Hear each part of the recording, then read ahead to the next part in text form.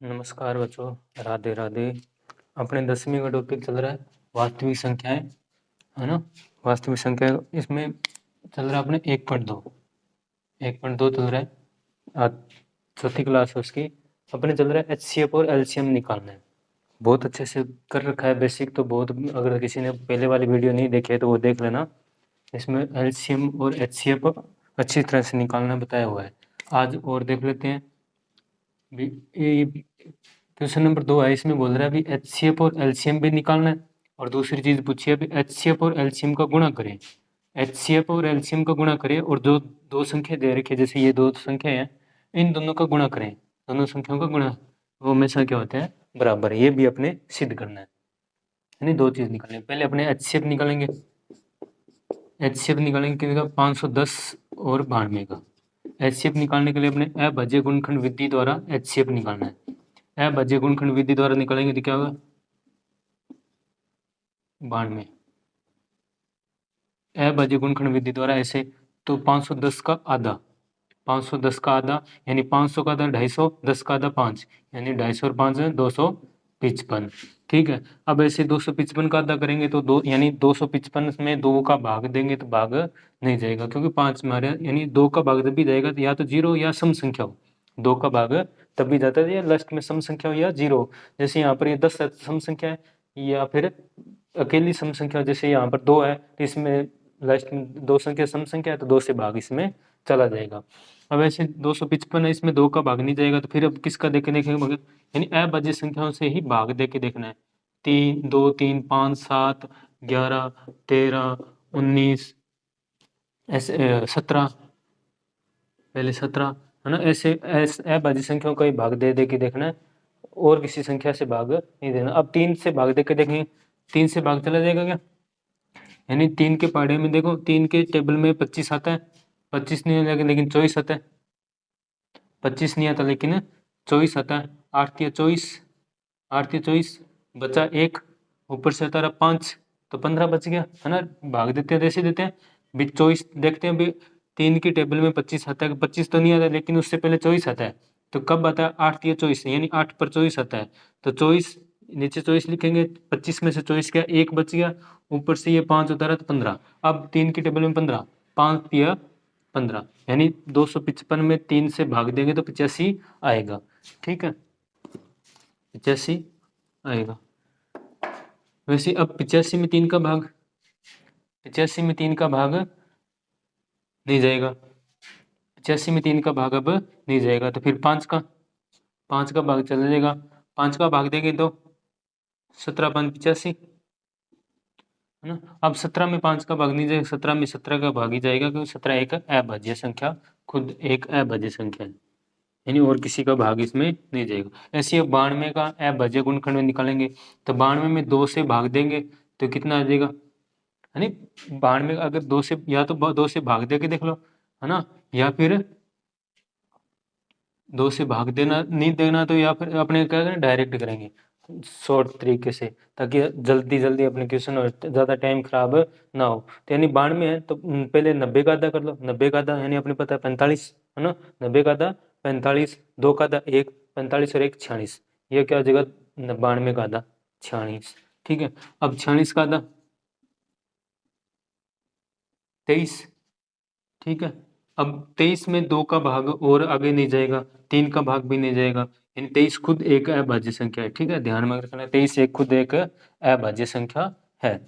यानी 510 का अभाज्य गुणनखंड होगी 2 3, यानी 2 भी एक बार है, 3 एक बार है, इंटू 5 एक बार है, इंटू 17 एक बार, यानी जो अभाज्य गुणनखंड ये निकले इनको गुणा के अंदर लिख देंगे अपने, यानी इन सबको गुणा करेंगे ना वापस तो 510 ही आएगा। ऐसे ही अब 92 का अभाज्य गुणनखंड, 92 का अभाज्य गुणनखंड यानी 2 कितनी बार है, 2 बार है, तो 2 की घात 2, 2 की पावर 2, फिर 23 कितनी बार, 1 बार है।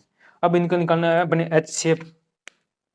HCF देखेंगे तो HCF में क्या होता है भी, एक तो दोनों संख्या में कॉमन चीज भी, दोनों में कॉमन 510 वाले में और 92 में दोनों दो अभाज्य गुणनखंड निकले हैं, इनमें कॉमन चीज कौन सी आ रही है, 2, इसके पास भी और इसके पास भी, यानी 2 यहाँ पर लिख दो जो कॉमन चीज आ रही है। अब जो कॉमन चीज आ रही है उन दोनों में देखनी है सबसे कम पावर किसकी है, सबसे कम घात किसकी है, इसकी घात कितनी है, 1 है, इसकी घात तो 2 है और इसकी घात 1 है। इन दोनों में घात कम किसके? इसके। 1 कम है यानी 2 की घात 1, ये कम है तो ये घात यहाँ पर लिख दो 1। अब 2 की घात 1 यानी 2, यानी 2 को एक बार गुणा करेंगे तो 2। ठीक है, अब निकालना अपने एलसीएम। 510 और 92 का ही एलसीएम। एलसीएम निकालेंगे तो एलसीएम में क्या होता है भी सभी संख्या एक एक बार सभी संख्या लेनी है। 2 ले लिया, 3 ले लिया, 5 ले लिया, 17 ले लिया और 2 इसमें देखेंगे तो 2 आ गया पहले, बचा 23। अब इसके बाद देखना है भी बड़ी घात 2 इसमें भी है और इसमें भी है। सबसे बड़ी घात किसकी, ज्यादा घात किसकी? इसके। कितनी है? 2 है। ठीक है, अब 3 तो 3 एक बार ही आ रहा है, एक ही घात है। 5 भी एक बार ही है और 17 भी इस साइड दाहिनी एक ही बार है और 23 भी एक बार ही है, यानी एक एक घात ही है। अगर यहाँ पर 17 और होता तो अपने देखते भी ज्यादा घात किसकी, इस साइड 17 और होता देखते अपने ज्यादा घात किसके, वो अपने यहाँ पर देख देते, चाहे 5 होता 23 होता। अब ये एक एक बार आ गए। अब इनको यानी 2 की घात 2 है, इसका मतलब कि 2 बार गुणा करना है। 3 की घात 1 यानी एक बार, 5 की घात 1 यानी एक बार, 17 की घात 1 यानी एक बार, 23 की घात 1 यानी एक बार। अब इन सभी संख्याओं का गुणा करना है ना। 2 का 2 के साथ, 4, फिर 4 का 3 के साथ, 5 के साथ, 17 के साथ, 23 के साथ, इन सभी का क्या करना है अपने? गुणा। ठीक है, गुणा करेंगे तो अपने पास आ जाएगा एलसीएम। गुणा करते अपने पास क्या आ जाएगा? एलसीएम। ठीक है, एलसीएम कितना आ जाएगा? इन सभी का गुणा करेंगे तो 23,460। इन सभी का गुणा करेंगे तो 23,460। ठीक है, इन सभी का आप गुणा करके देख लेना चाहिए। इन सभी का अपने गुणा करेंगे तो 23,460 आएगा। यानी इन दोनों को गुणा करेंगे तो 4, फिर 4 का 3 के साथ। ठीक है, 2 का 3 के साथ नहीं करना, 4 का 3 के साथ तो कितना है? 12। ठीक है, ऐसे 12 का फिर 5 के साथ, 12 60। ठीक है, अब 60 का ही 17 के साथ। ठीक है, फिर जो आएगा उसका 23 के साथ। यानी अपने गुणा करना है, जो संख्या आएगी उसके साथ। ऐसे मत करना 2 का 3 के साथ कर दे, 2 का ही 5 के साथ, 2 का ही 17 के साथ, ऐसे नहीं करना।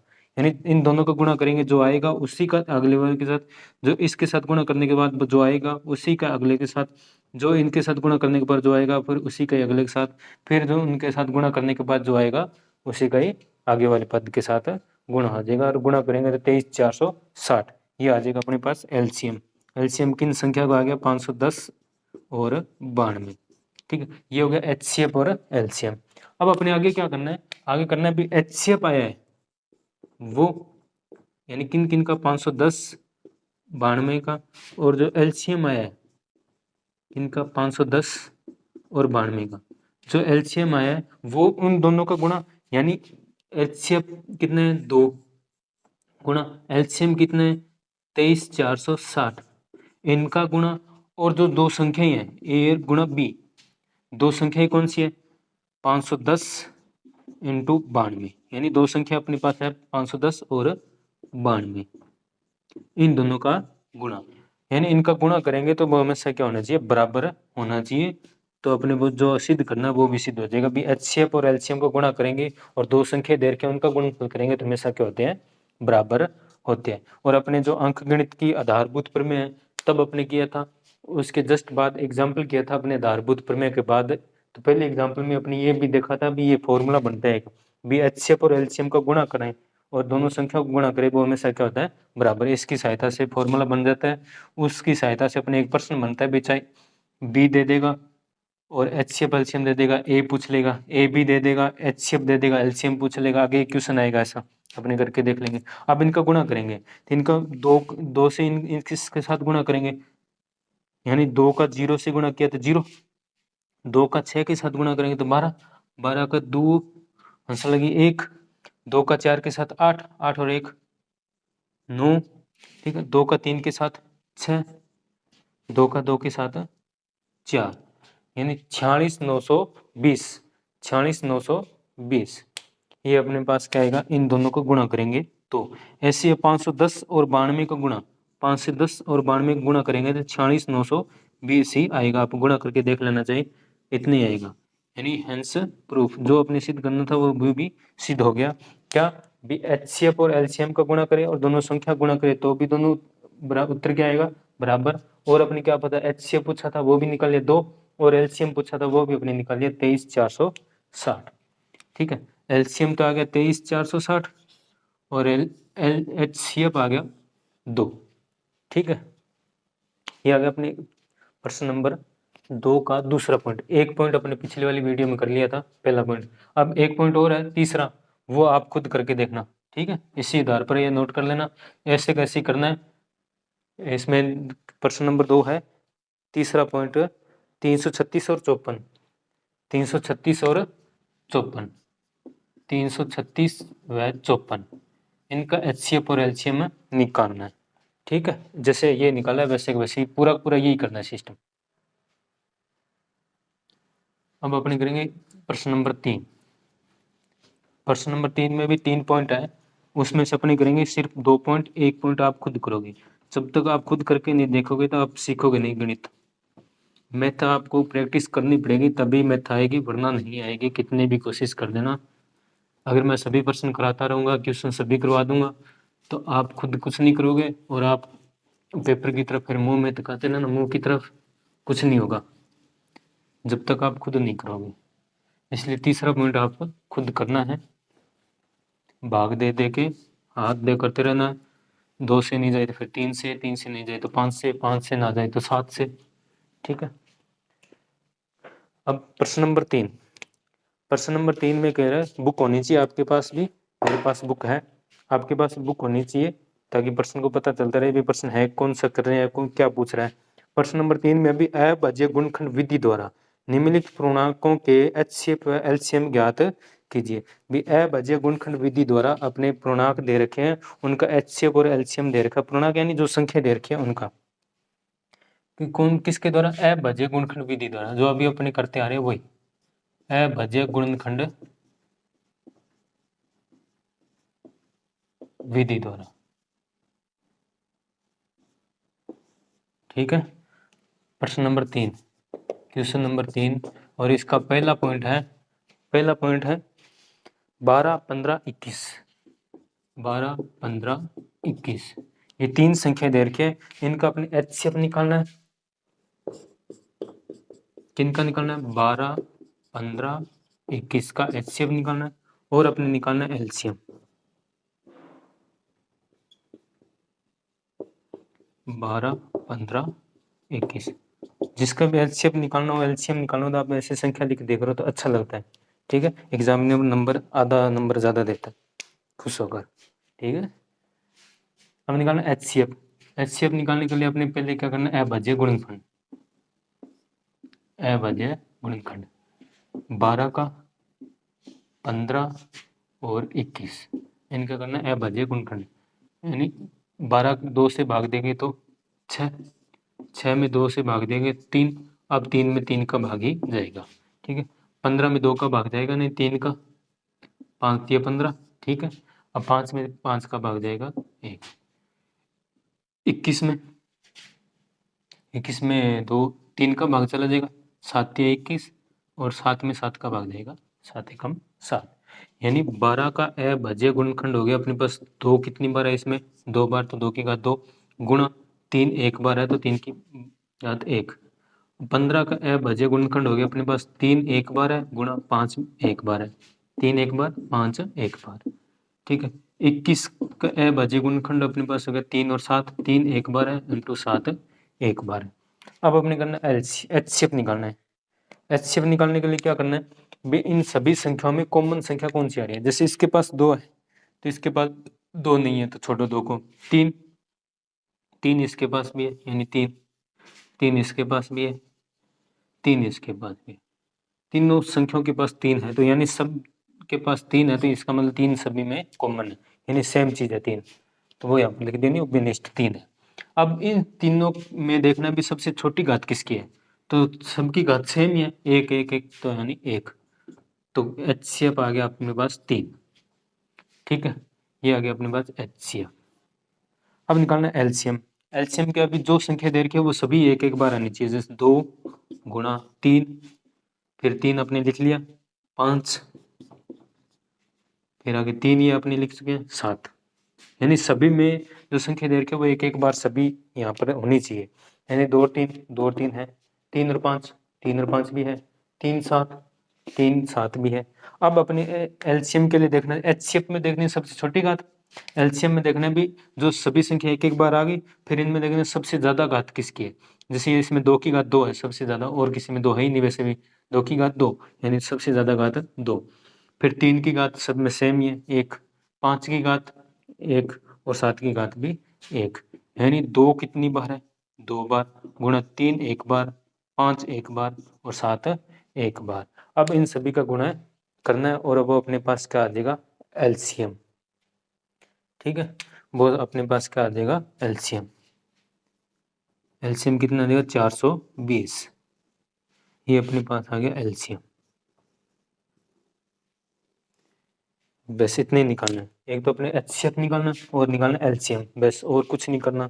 अब कहीं आप ऐसे मत करने लग जाना भी एचसीएफ जो संख्या दे रखी है 12 15 21 गुणा एलसीएम 12 15 21 कहीं करने लग जाओ भी, इसमें पूछा तो नहीं, अपने आप अपने ही कर लेते हैं, ए और बी इंटू सी, यानी पहले 2 संख्या थी इस बार 3 संख्या है, वो तीनों लिख दी, पर चेक करने लग जाओ भी बराबर है या नहीं, फिर बराबर आएगा नहीं, फिर सर ने कहा था बराबर आता है। ठीक है, ये रूल 3 संख्याओं में काम नहीं करता, सिर्फ 2 संख्याओं के लिए ही काम आता है, 3 के लिए नहीं आता। ठीक है, 3 संख्याओं के लिए कभी भी बराबर नहीं होते, ध्यान करके देख लेना चाहिए, लेकिन 3 संख्याओं के लिए बराबर नहीं होता, इसलिए इस प्रश्न में अपने इस क्वेश्चन में पूछा भी नहीं है। इस क्वेश्चन में क्या पूछा, सिर्फ एचसीएफ और एलसीएम, जो अपने इस विधि द्वारा अभाज्य गुणनखंड विधि द्वारा निकाल लिया। ठीक है, ये नोट करना तो नोट करो। ये हुआ तीसरे क्वेश्चन का 1 पॉइंट। अब अपने करना तीसरे क्वेश्चन का बी पॉइंट, दूसरा बिंदु।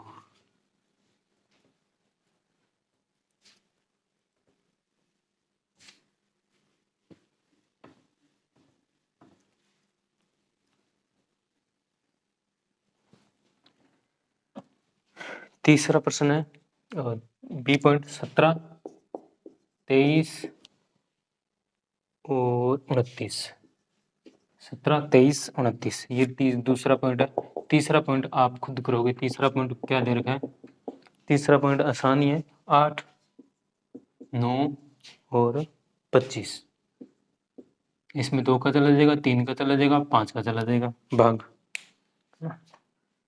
अब इन संख्याओं का अपने एचसीएफ और एलसीएम निकालना है, पहले अपने निकालेंगे अभाज्य गुणनखंड। 17 में सिर्फ 17 का भाग ही जाएगा क्योंकि खुद एक अभाज्य संख्या है। 23 में भी 23 का भाग ही जाएगा और किसी संख्या का भाग नहीं जाएगा। 29 में भी 29 का भाग ही जाएगा और किसी का भाग नहीं जाएगा क्योंकि खुद एक अभाज्य संख्या, यानी 17 का अभाज्य गुणनखंड 17 ही है, 23 का अभाज्य गुणनखंड 23 ही है और 29 का अभाज्य गुणनखंड 29 ही है। एक एक यानी सिर्फ एक बार ही है, एक बार यार, तो एक ऊपर लिखो चाहे ना लिखो कोई फर्क नहीं पड़ता, लेकिन अपने लिख लेते हैं, सभी में लिखते आ रहे थे, इसमें भी लिख लेते हैं ताकि दिक्कत ना हो, प्रॉब्लम ना हो। एचसीएफ, एचसीएफ अपने निकलना है 17 23 29। ठीक है, अब इन सब में देखना है भी सब में कॉमन चीज कौन सी आ रही है, कॉमन संख्या कोई है ही नहीं, कॉमन संख्या कोई है ही नहीं, इसका मतलब यहाँ पर कुछ नहीं आएगा, जीरो, जीरो नहीं आएगा। ठीक है, एचसीएफ कभी भी जीरो नहीं होता, एक कम से कम एचसीएफ एक होगा, कम से कम एचसीएफ कितना होगा, एक होगा, जीरो कभी भी नहीं होगा।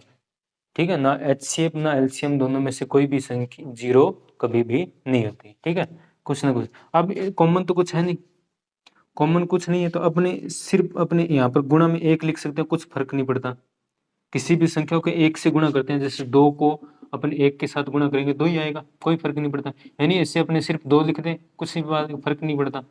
या 3 को अपने 1 से गुणा करेंगे तो 3 ही आएगा, कोई फर्क नहीं पड़ता, किसी भी संख्या को 1 से गुणा करें तो कुछ नहीं होता, वही संख्या वापिस आ जाती है। यानी 17 को 1 से गुणा करें तो कोई फर्क नहीं पड़ेगा, 23 को भी 1 से गुणा करें कोई फर्क नहीं पड़ेगा, 29 को भी 1 से गुणा करें तो भी कोई फर्क नहीं पड़ेगा। इसका मतलब सबके पास अपने एक एक एक कॉमन मान सकते हैं, यानी एचसीएफ इनका क्या आ जाएगा, एक, एचसीएफ कितना हो जाएगा, एक। ये ध्यान रखना भी कोई भी संख्या कॉमन ना आए, उभयनिष्ठ सेम संख्या कुछ भी ना हो, इसका मतलब एचसीएफ कितना हो जाएगा, एक, जीरो नहीं करना, एक होगा।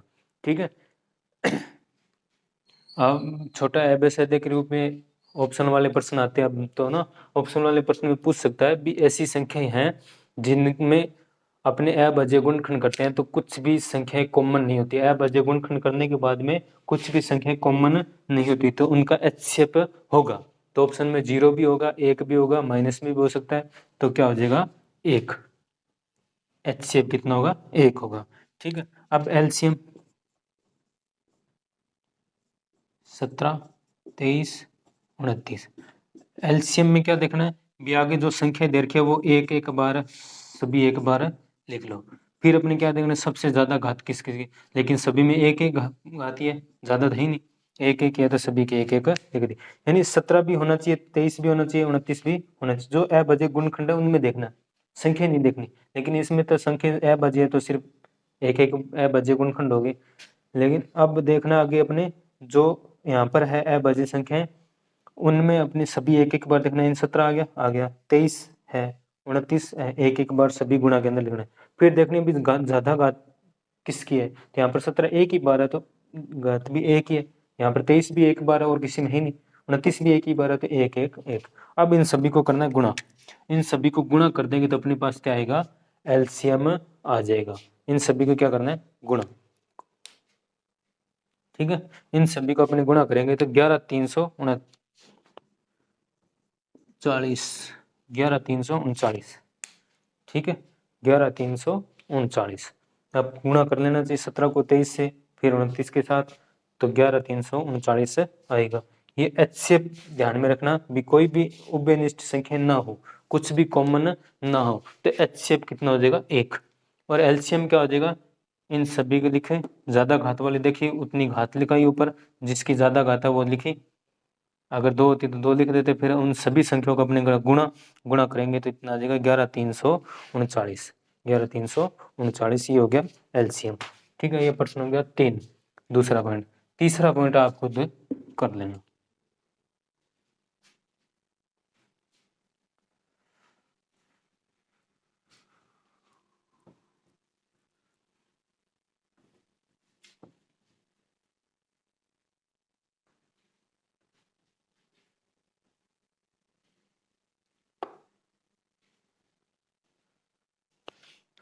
प्रश्न नंबर 4। प्रश्न नंबर 4 में कह रहा है भी HCF, क्वेश्चन नंबर 4 है भी HCF किन का है 306, 306, 657, 306 और 657। HCF अपने दे रखा है 9। ठीक है, LCM निकालना है किनका 306, 657 का LCM अपने निकालना और कुछ नहीं दे रखा भाई। HCF 9 दे रखा है और LCM हमने ज्ञात करना है। कौन सा फॉर्मूला, अभी अपने कुछ देर पहले देखा भी, कोई भी दो संख्या दे रखी है उनका HCF निकालें और LCM निकालें। कोई भी दो संख्या है उनका HCF और LCM निकाले तो उन संख्याओं को अपने गुणा कर दे तो हमेशा क्या होता है बराबर। इसी हिसाब में अपने यहाँ पर देखेंगे HCF किसका निकालना है 306, 657 इंटू LCM निकालना है अपने पास 306, 657 बराबर A गुणा B। यहाँ पर अपने पास A का मान क्या हो जाएगा 306, जो पहली संख्या वो A होती है हमेशा, और B का मान क्या हो जाएगा यहाँ पर 657। वैसे अब HCF 306, 657 इंटू LCM 306, 657 इंटू संख्या कौन सी होगी 306 जो अंदर दे रखा गुणा 657।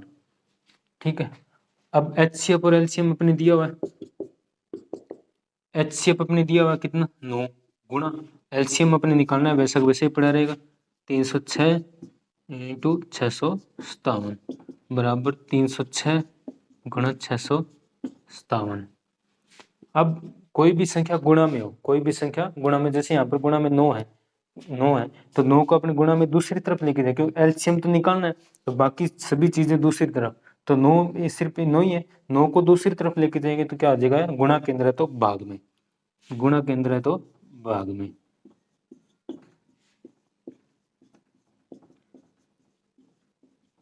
657 भाग में आ गया 9, यहाँ तक ठीक है।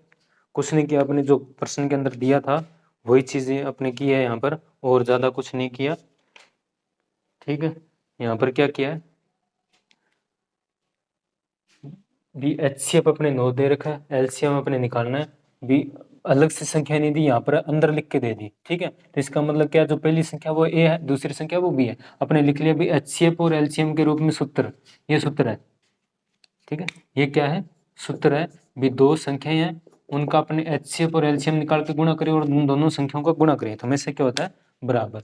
तो एचसीएफ लिखा गुणा एलसीएम बराबर ए गुणा बी, तो ए का मान 306, बी का मान 657, तो एचसीएफ गुणा एलसीएम बराबर 306 इंटू 657, तो एचसीएफ अपने प्रश्न के अंदर दिया हुआ कितना, 9, तो यहाँ पर 9 लिखा। ठीक है, आप देख चाहो तो ऐसे आप समीकरण नंबर 1 मान लो, समीकरण नंबर 1, तो यहाँ पर अपने समीकरण नंबर 1 से, समीकरण नंबर 1 से एचसीएफ बराबर 9 वो यहाँ पर लिख दिया है ना, तो 9 लिख दिया। अब 9 सिर्फ एलसीएम का मान निकालना, बाकी सभी दूसरी तरफ, तो 9 चला जाएगा भाग में, 9 कहाँ चला गया, क्योंकि 9 क्या है, गुणा के अंदर, दूसरी तरफ लेके जाएंगे तो भाग में। ठीक है, अब अपने करना है गुणा भाग, या तो पहले 9 से किसी भी एक संख्या से भाग दे दो, या फिर इन दोनों को पहले गुणा कर लो फिर 9 से भाग, तो अपने पहले भाग इस संख्या से भाग दे देते हैं, 9 से इस संख्या को भाग देंगे तो आएगा 73। ठीक है, 73 है ना, 9 7 63 है ना, 9 से भाग देंगे तो 65 है, 657 है वैसे तो, लेकिन 9 से भाग देंगे तो वहां तक टेबल पढ़नी है जहां पर 65 आए, 65 आता नहीं, तो कितना है 63, 9 7 63, तो 7 7 लिख दिया, 9 7 63 7 लिख दिया, फिर 63 तो बच कितने के 2 है ना, 2 2 बच गया, यहाँ पर 7 7 उतारेंगे तो जैसे हम अपने 10वीं 657 ऐसे भाग देते हैं, तो अपने नॉर्मली इस तरह काटने के लिए डायरेक्ट सीधा भाग दे सकते हैं, ज़्यादा इसमें टाइम खराब नहीं करना। जैसे 9 के टेबल में अपने देखेंगे तो 63 आएगा, 65 नहीं आएगा, तो कितने पर आएगा 7 पर, तो 65 में से 63 जाएगा तो कितना बचेगा 2 है ना, 5 में से 3 गया 2, 6 में से गया 0, तो अब 7 बचेगा, 7 को नीचे उतारेंगे 27, 9 तिया 27, बस कितना है 73। ऐसे यहाँ पर भाई 9 की टेबल में देखना 65 नहीं आता 63, तो कितने 7 में 63, 7 लिखा, 63 लिखने की जरूरत नहीं, दिमाग में रखो भी 63, 65 में से 63 घटाएंगे 2, ठीक है 2 2, फिर ऊपर 7 7 को नीचे उतारेंगे 2 7 है 27, अब 9 की टेबल 9 के पहाड़े में देखना 27, 7 9 तिया 27 है ना, 9 तिया 27, तो यानी 3 तक पढ़ेंगे 27 आ जाता है, तो वो 73 हो गया, यानी 9 को अपने 657 से काट देंगे तो कितना बचेगा 73। अब 306 और 73 का क्या करना है गुणा, अपने 306 और 73 का गुणा कर देंगे तो अपने पास क्या आ जाएगा उत्तर 22,338, इनका गुणा करेंगे तो अपने पास आ जाएगा 22,338। ठीक है, ये हो गया अपने पास प्रश्न नंबर कौन सा 4 नंबर प्रश्न 22,338, ये आपने क्या आ गया एलसीएम। ठीक है, प्रश्न नंबर 4, और इसमें कुछ नहीं है, यानी ये मेन फॉर्मूला दिमाग में होना चाहिए तभी ये प्रश्न नॉर्मल हो जाता है। यहाँ पर तो अपने बड़ी संख्या दे रखी है, तो अपनी छोटी संख्या के रूप में देकर भी पूछ सकता है, जरूरी नहीं भी यही प्रश्न पूछे पेपर के अंदर, ये संख्या चेंज कर देगा, तरीका यही रहेगा, बस ये तरीका आना चाहिए हल करने का।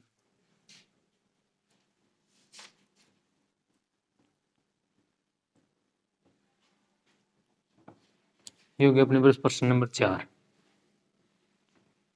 इसके बाद प्रश्न नंबर 5 वो अपने कर चुके हैं, पहले एग्जाम्पल किए थे तब उनके बीच में 4n वाला एग्जाम्पल किया था तब अपने प्रश्न कर चुके हैं, पिछले वाली वीडियो देख लेना।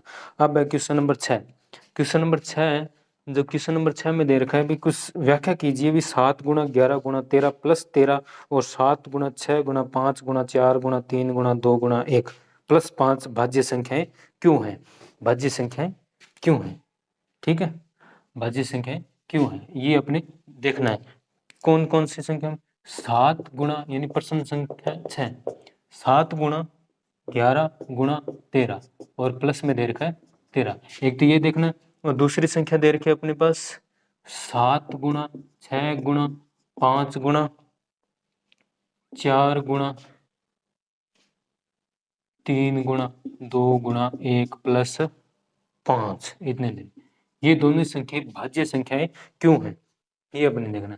क्यों भाज्य संख्या अपने बेसिक किया था तब मैंने बताया भाज्य संख्या और संबंध अभाज्य संख्या में संबंध क्या होता है। विभाज्य संख्या वो होती है उन्हें अपने क्या कर सकते हैं अभाज्य संख्याओं के गुणनखंड के रूप में लिख सकते हैं। अभाज्य संख्याओं के गुणनखंड के रूप में लिख सकते हैं यानी गुणा के रूप में लिख सकते हैं टुकड़ों के रूप में।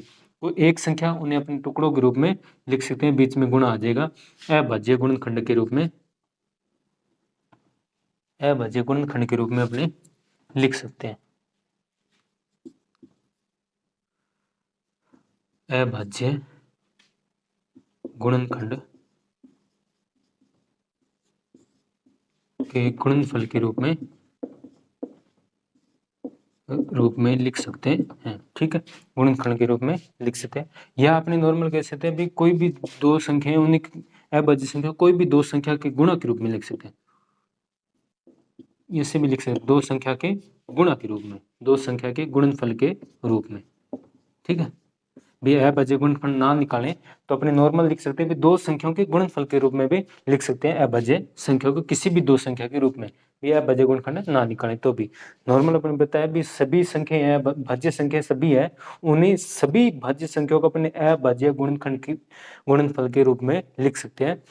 जब अपने वो किया था अंकगणित की आधारभूत प्रमेय की थी तब मैंने बताया था भी सभी भाज्य संख्याओं को अपने अभाज्य गुणनखंड के गुणनफल के रूप में लिख सकते हैं और जिस रूप में अपने लिखते हैं अभाज्य गुणनखंड के गुणनफल के रूप में लिखते हैं वो लिखने का तरीका सिर्फ एक ही है और कुछ तरीका नहीं है। जैसे अपने एचसीएफ और एलसीएम निकालने के लिए जो अभाज्य गुणनखंड निकाले थे ना वो सिर्फ वो एक ही तरीका अपने लिखने का, बाकी कोई तरीका नहीं। या अपने ऐसे कर सकते भी दो संख्याओं के गुणनफल के रूप में भाज्य संख्या को लिख सकते हैं। आप इन दोनों में से अपने एक चीज निकाल लेंगे बस और कुछ नहीं करना। यानी बीच में प्लस है इस प्लस के निशान को हटा देना और कुछ नहीं करना।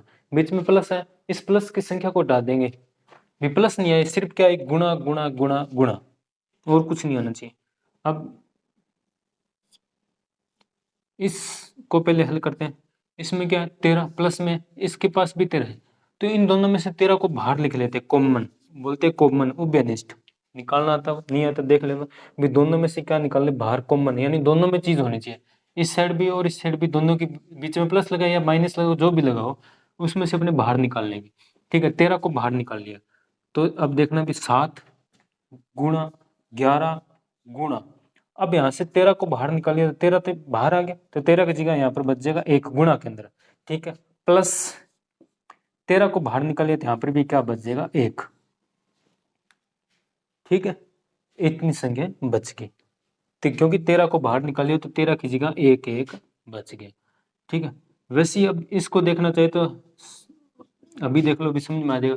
अब प्लस में क्या 5 तो इस साइड देखो 5 है क्या 5 है तो इनमें से 5 को बाहर निकाल लेंगे तो 5 को बाहर निकालेंगे 7 गुणा 6 गुणा 5 बाहर आ गया तो इसकी जगह एक लिख दो 4 गुणा 3 गुणा 2 गुणा 1 और प्लस 1 प्लस 1 ये हो गया अपने पास। 20 में से 5 बाहर निकाल लिया और इसमें से 13 बाहर निकाल लिया। अब ये संख्या एक है और दूसरी संख्या ये है, ये संख्या दूसरी संख्या ये है यानी इन दोनों के बीच में अब क्या है गुणा का निशान है। आगे अपने करना चाहिए तो कर सकते हैं नहीं तो यहाँ पर भी छोड़ना चाहिए तो अपने छोड़ सकते हैं। अब किसी भी संख्या को एक से गुणा करते हैं तो कोई फर्क नहीं पड़ता, एक वही संख्या सेम आती है तो एक को हटा दिया। ठीक है, वैसे यहाँ पर देखें तो अपने 5 7 गुणा 6 गुणा 4 गुणा 3 गुणा 2 और प्लस 1 इस एक को भी हटा दिया और इस एक को भी हटा दिया क्योंकि एक को किसी भी संख्या से गुणा करते हैं तो एक यानी 6 एकम 6 2 एकम 2 बस। और यहां पर बीच में क्या है गुणा 5 गुणा बाकी संख्या। अब देखो ये एक संख्या और दूसरी संख्या ये यानी ये गुणा दूसरी संख्या, ये गुणा दूसरी संख्या यानी दो संख्याओं के गुणनफल के रूप में भी लिख सकते हैं। तो अपने कह देते हैं भी ये युग्म हो गया, युग्म हो गया दो संख्याओं को गुणा के रूप में युग्म। तो वो क्या होती है हमेशा भाज्य संख्या। ये भाज्य संख्या क्यों है कि इन संख्याओं को क्या है एक गुणा के रूप में युग्म है। या आगे करना चाहिए तो आगे कर सकते हैं भी 13 गुणा 7 को 11 से गुणा करेंगे 77 7 7 फिर प्लस 1 77 में 1 जोड़ देंगे तो 78, ठीक है। यानी 7 को 11 से गुणा करेंगे तो 7 एकम 7, 7 एकम 7, 7 7 प्लस 1, तो 77 में 1 जोड़ देंगे 78, ठीक है। यानी ये होगा गुणा के रूप में आ गई संख्या। ऐसे ही इस साइड में गुणा के रूप में 5 गुणा बाकी सभी संख्या को गुणा करो, तो अपने पास उत्तर आ जाएगा जो निकालना है, ठीक है।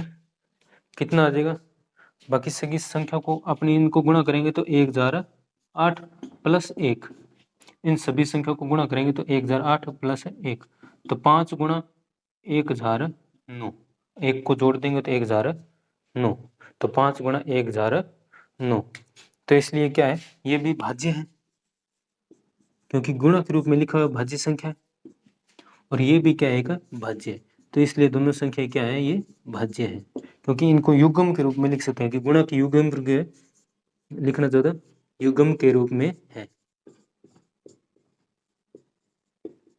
ये भी एक युग्म के रूप में यानी गुणा के रूप में ये दोनों संख्या, तो इसलिए अपने बोल सकते हैं भी ये क्या है, भाज्य संख्या है। क्या है, ये भाज्य संख्या है। अब अपने बचता है एक लास्ट क्वेश्चन, क्वेश्चन नंबर 7, प्रश्न नंबर 7।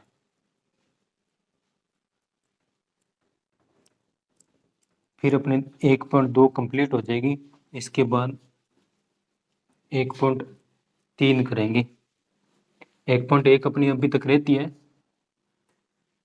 पहले ये 1.2 1.3 और 1.4 कर लेते हैं, उसके बाद 1.1 करेंगे तो आराम से अपने समझ में आ जाएगी वो, ठीक है। पहले ये करने की जरूरत थी। अब 7वां प्रश्न नंबर 7 है। प्रश्न नंबर 7 में बोल रहा है भी किसी खेल के मैदान के चारों ओर एक वृत्ताकार पथ है, ठीक है। मान लो भी ये खेल का मैदान है, ठीक है, खेल का मैदान है। और खेल का मैदान ये कह रहा है इस खेल के मैदान के चारों ओर वृत्ताकार पथ है, यानी अपने कहते पगडंडी खेल के मैदान होते हैं, अपने गोल चक्कर लगाते हैं, घूमते हैं, दौड़ लगाते हैं तो गोल गोल गोल गोल, है ना। या फिर पैदल शाम को चलते हैं, बाजारों में ज़्यादा चलते हैं, गांव में तो नहीं चलते, बाजार के अंदर मैदान के बाहर गोल घेरा लगाते रहते हैं, बार बार घूमते रहते हैं खाना खाने के बाद, यानी ऐसे गोल पथ है। यानी इसका मतलब कि पूरा ये ग्राउंड ही है, खेल का मैदान ही है पूरा पूरा गोल, ठीक है, ये खेल का मैदान ही है। तो इसके बाहर ये गोल पथ है, वृत्ताकार पथ है, ठीक है। इस मैदान का एक चक्कर लगाने में सोनिया को 18 मिनट लगती है, यानी सोनिया नाम की लड़की है, सोनिया नाम की लड़की है, सोनिया को कितने लगते हैं, 18 मिनट लगते हैं, ठीक है। सोनिया को 18 मिनट लगते हैं। इसके बाद जबकि इसी मैदान का एक चक्कर लगाने में रवि को 12 मिनट लगते हैं, ठीक है। रवि नाम का लड़का है, उसे लगते हैं 12 मिनट एक चक्कर, ये भी एक चक्कर लगा रहे हैं और रवि भी एक चक्कर, दोनों को एक एक चक्कर लगा रहे हैं। सोनिया को 18 मिनट लगती है और रवि को 12 मिनट लगती है। मान लीजिए वे दोनों एक ही स्थान और एक ही समय पर चलना प्रारंभ करते हैं। मान लेते हैं यहाँ से चलना प्रारंभ किया, यहाँ से चलना प्रारंभ किया एक ही स्थान से और एक ही समय से, दोनों ने चलना प्रारंभ किया। अभी एक चक्कर यहाँ पर आके पूरा कंप्लीट हो गया, तो सोनिया को एक चक्कर लगाने में 18 मिनट लगते हैं और रवि को एक चक्कर लगाने में 12 मिनट लगते हैं, ठीक है। तो एक ही दिशा में चलने और देखा भी एक ही दिशा में, यानी दोनों एक ही जगह से चलते हैं और एक दिशा, यानी इस तरफ चलना शुरू किया तो इसी तरफ दौड़ते हैं, इसी तरफ ऐसे, ठीक है। इतनी इंपॉर्टेंट, कितने समय बाद वे पुनः प्रारंभ स्थान पर मिलेंगे, कितने समय बाद वे पुनः प्रारंभिक स्थान पर मिलेंगे, ये अपने पता लगाना है। वे दोनों हैं वो पुनः अपने स्थान पर वापिस कितने समय बाद मिलेंगे, यानी इसको 18 मिनट लगती है, इसको 12 मिनट लगती है, ऐसे चलते रहते हैं चलते रहते हैं। वे कितने समय बाद, कितने मिनट बाद, कितने मिनट बाद दोनों यहाँ पर ही होंगे, दोनों एक ही जगह होंगी। यानी आपने देखा 18 और 12, इनका अपने निकालेंगे एलसीएम, तो अपना क्या आ जाएगा उत्तर, भी कितने समय बाद निकलेंगे, इनका अपने निकालेंगे एलसीएम। 2 18 का आधा 9, फिर 9 में 3 का 3, 3 का 3 12 का आधा 6, 6 का आधा 3, और 3 में 3 का भाग ही जाएगा। ठीक है, अब ये तो नॉर्मल सम बात होगी, यानी 18 के देखे अभाज्य गुणनखंड तो ये 2 एक बार है, 3 2 बार है, और 12 के अभाज्य गुणनखंड देखेंगे तो 2 2 बार है गुणा 3 एक बार है। ठीक है, अब एलसीएम अपने निकालना है, एलसीएम 18 और 12 का एलसीएम निकालना है।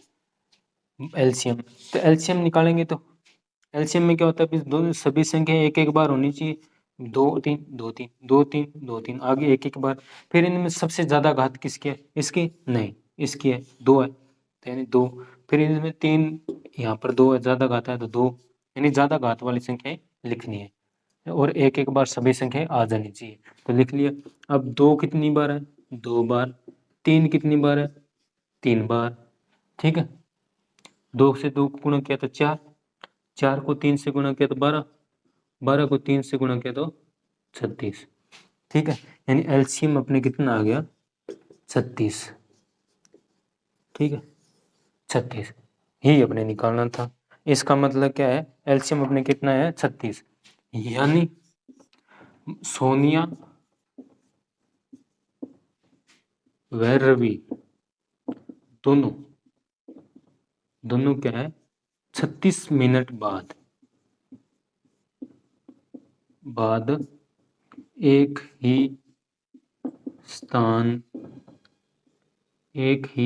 स्थान पर होंगे, एक ही स्थान पर होंगे, या अपने कह सकते हैं प्रारंभिक स्थान पर,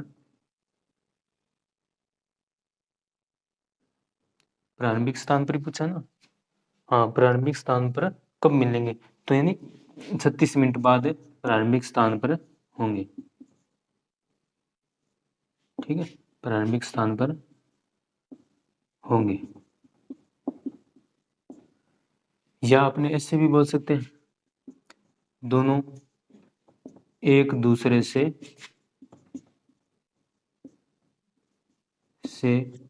पुनः मिलेंगे। ठीक है, कितने मिनट बाद, 36 मिनट बाद। ठीक है, ये हो गया अपना 1.2। बाकी अगला वाला पॉइंट कल से शुरू करेंगे। राधे राधे।